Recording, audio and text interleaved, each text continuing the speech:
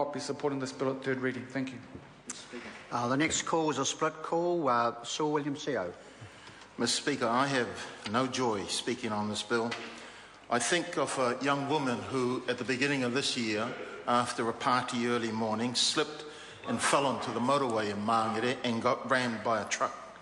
And now I think of how many people will die during the holiday period, alcohol-related.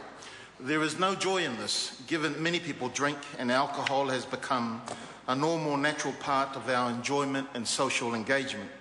It is of no joy for me to vote against it, given the liquor industry provides jobs for our workforce.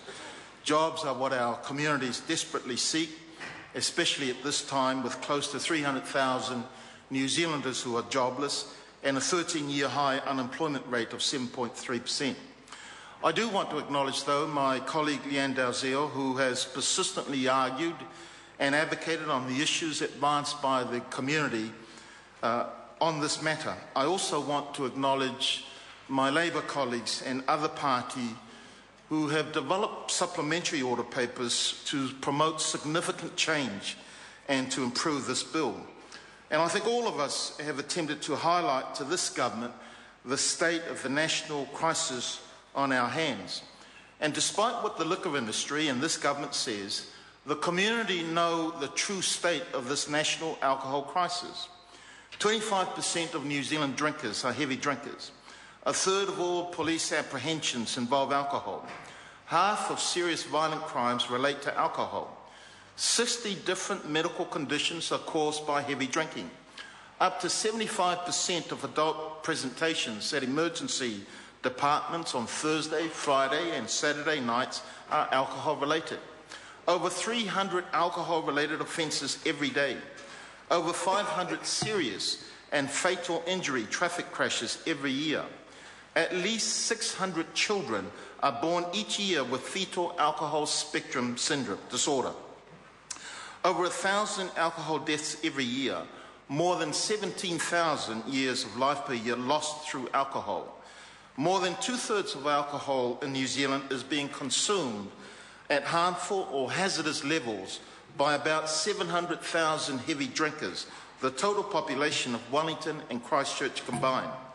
There are more than 70,000 alcohol-related physical and sexual assaults each year in our homes, and a third of police apprehensions involve alcohol. Like tobacco, alcohol is a killer. 20 people are dying every week from alcohol-related problems, half by injuries and other acute deaths related to intoxication, and the other half by various chronic diseases, including our three most common cancers: breast, prostate, and bowel cancer. Secondhand alcohol causes brain damage in up to 3,000 unborn babies every year. This, together with alcohol-related violence, poverty and neglect suffered by children, constitutes a serious breach of the human rights of New Zealand's most vulnerable citizens.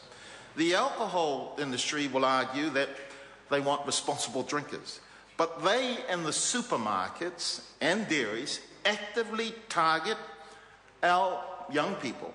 Every advertisement seen by a young person 15 to 24 years increases the number of drinks they consume by 1%. The alcohol industry want customers for life, similar to the tobacco industry.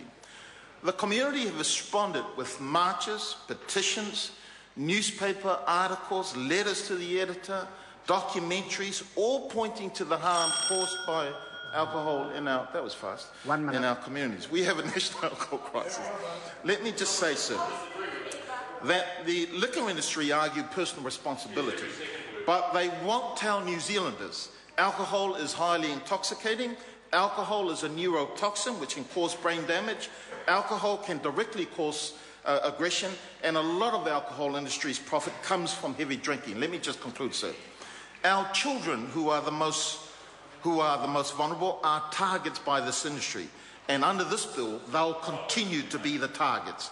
And when I weigh out the benefits promoted by the liquor industry and the improvements that the government says they've made in this bill against the harm and the cost of alcohol-related harm on our community, sir, the harm and the cost of harm far outweighs any benefit to society, and I'll be voting against this bill. I call Gareth Hughes. Thank you, Mr. Speaker. Kia ora, ngā mihi nui.